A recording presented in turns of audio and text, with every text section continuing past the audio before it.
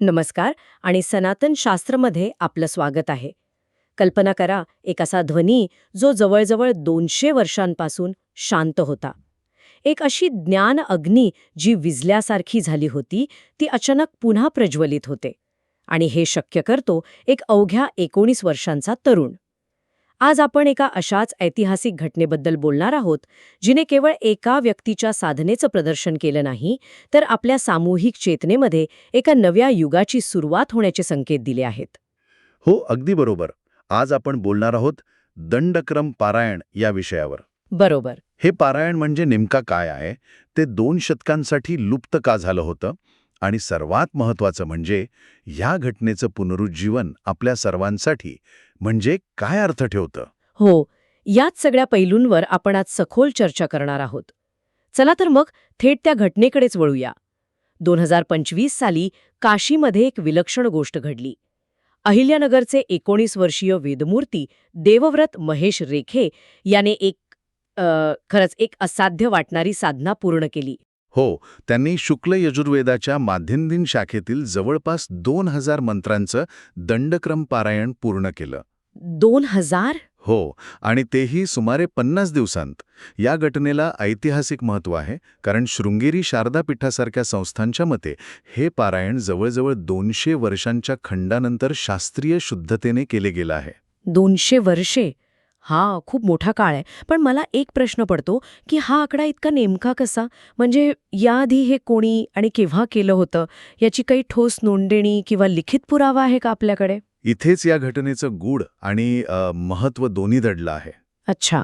200 वर्षे हा आकडा संस्थांच्या स्मृती आणि गुरुशिष्य परंपरेतील मौखिक माहितीवर आधारित आहे. म्हणजे रिटन रेकॉर्ड्स नाहीत? नाही, याचे सार्वजनिकरित्या उपलब्ध असलेले लिखित पुरावे किंवा रेकॉर्ड सापडत नाहीत.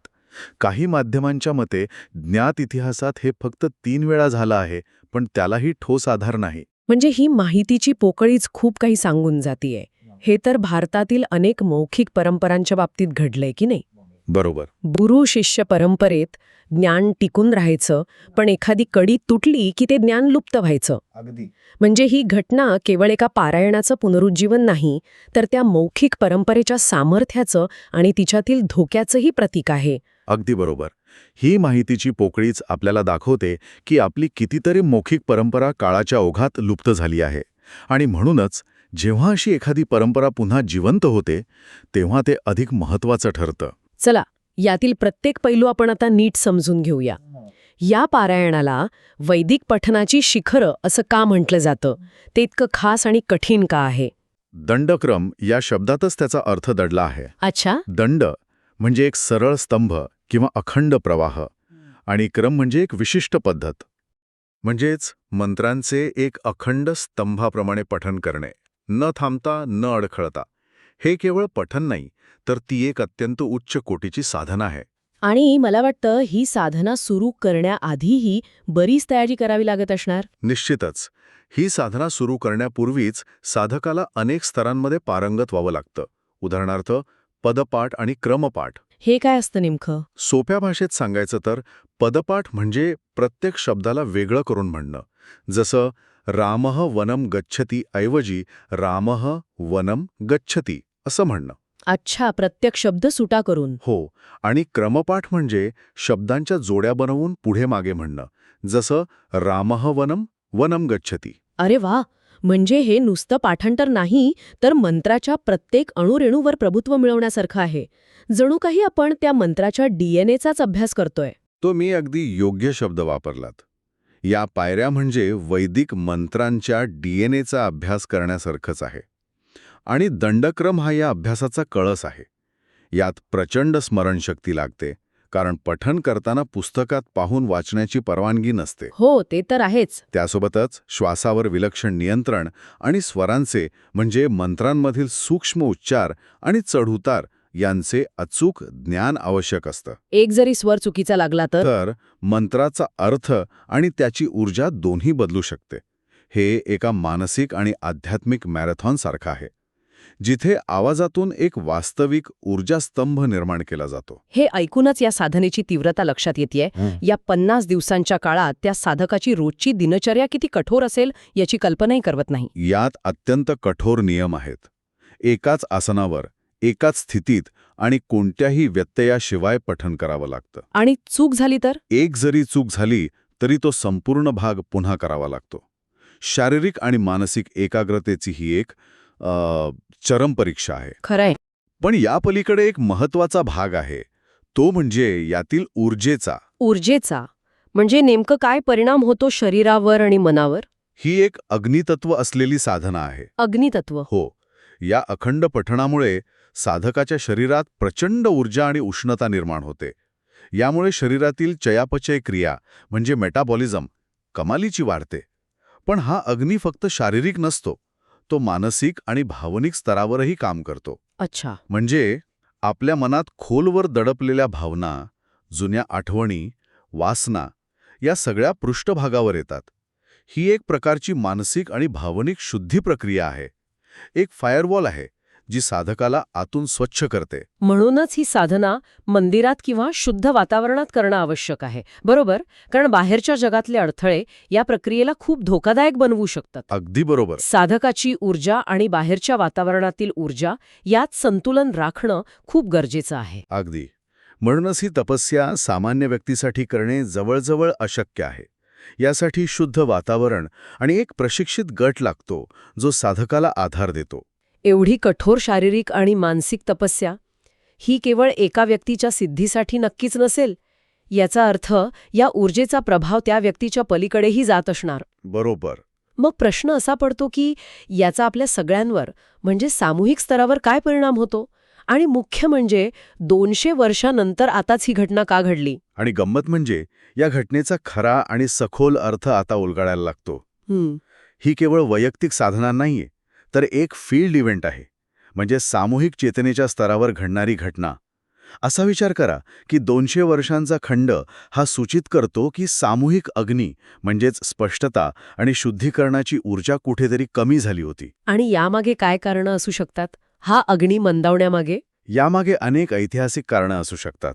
हा काळ साधारणपणे भारतावरील वसाहतवादाच्या प्रभावाचा आणि त्यामुळे आलेल्या सांस्कृतिक दडपशाहीचा आहे. हो, खरंय. या काळात आपला स्वतःच्या ज्ञानावरचा, परंपरांवरचा विश्वास कमी झाला. एक प्रकारची बौद्धिक आणि सांस्कृतिक ग्लानी आली होती. तो अग्नी मंदावला.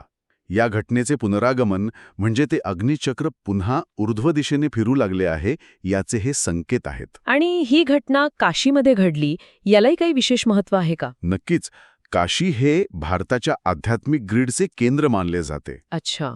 या केंद्रात अशी घटना घडणं हे एका मोठ्या नेटवर्कमधील रिसेट बटन दाबण्यासारखे आहे. रिसेट बटन ही उपमा खूप चांगली आहे. पण काही श्रोत्यांना हे थोडं काल्पनिक वाटू शकतं. म्हणजे सामूहिक चेतनेवर परिणाम होतो याचा काही ठोस पाहता येणारा पुरावा किंवा आधार आहे का? तुमचा प्रश्न खूप महत्वाचा आहे. हा थेट विज्ञानाच्या परिभाषेत सिद्ध करता येणारा विषय नाही. पण याचे प्रतिबिंब आपल्याला सामाजिक ट्रेंड्समध्ये दिसू शकते. कसं काय? ज्याप्रमाणे एखादे संगणक खूप सारे अनावश्यक प्रोग्राम्स आणि व्हायरसमुळे हळू होते, त्याचप्रमाणे गेल्या 200 वर्षांच्या बाह्य प्रभावांमुळे आपली सामूहिक चेतना गोंधळलेली होती.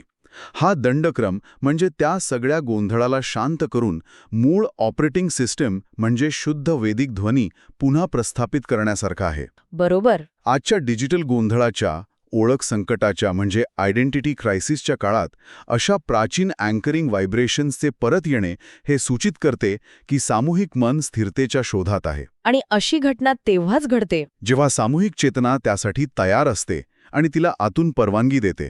तर मग या रिबूट नंतर आपल्या समाजात काय मोठे बदल अपेक्षित आहेत? ही नवीन ऑपरेटिंग सिस्टम आपल्याला कशी दिसेल?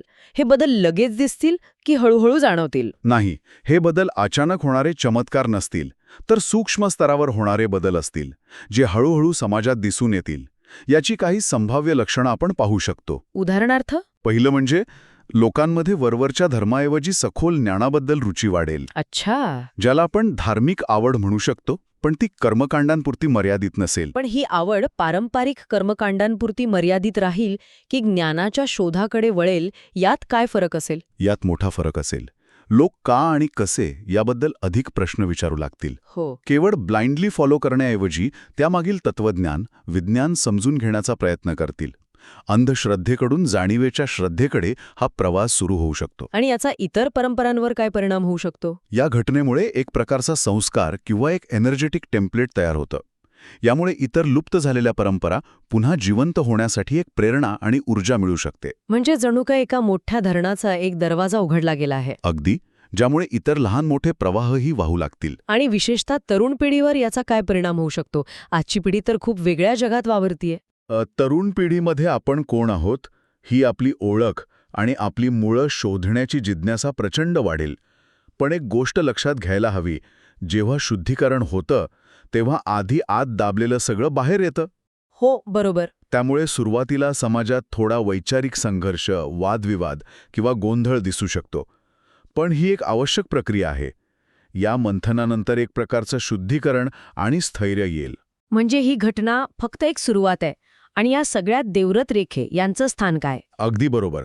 आणि सर्वात महत्त्वाचे म्हणजे ही घटना देवव्रत रेखे या व्यक्तीपेक्षा त्या सामूहिक ऊर्जेबद्ध अधिक आहे, जिने या घटनेला पुन्हा घडण्याची परवानगी दिली. ते या प्रवाहासाठी एक शुद्ध आणि सक्षम माध्यम बनले, जे स्वतःचं एक खूप मोठं श्रेय आहे.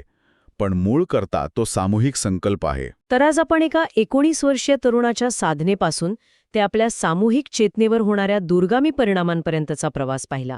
दंडक्रम पारायणाचे पुनरुज्जीवन काय आहे, ते कसे केले जाते आणि 2 शतकांनंतर त्याचे परत येणे का महत्वाचे आहे, हे आपण सखोलपणे समजून घेतले. बरोबर.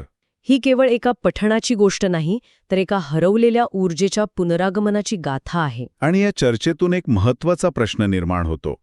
सूत्रानुसार ही घटना घडली कारण सामूहिक चेतना त्यासाठी तयार होती. हो. मग विचार करण्यासारखी गोष्ट ही आहे की अजून असे कोणते प्राचीन ज्ञान किंवा सुप्त ऊर्जा स्पंदने आहेत, जी केवळ आपण त्यांना ग्रहण करण्यास तयार होण्याची वाट पाहत आहेत. या ज्ञानअग्नीप्रमाणे जर तुम्हाला वाटत असेल की ही ज्ञानाची ज्योत इतरांपर्यंत पोहोचावी, तर या चर्चेला लाईक करा, शेअर करा आणि आमच्या सनातन शास्त्र चॅनलला सबस्क्राईब करा. या चर्चेतून तुमच्या मनात कोणता विचार प्रज्वलित झाला हे आम्हाला कॉमेंट्समध्ये नक्की सांगा. पुन्हा भेटूया एका नवीन विषयासह. धन्यवाद.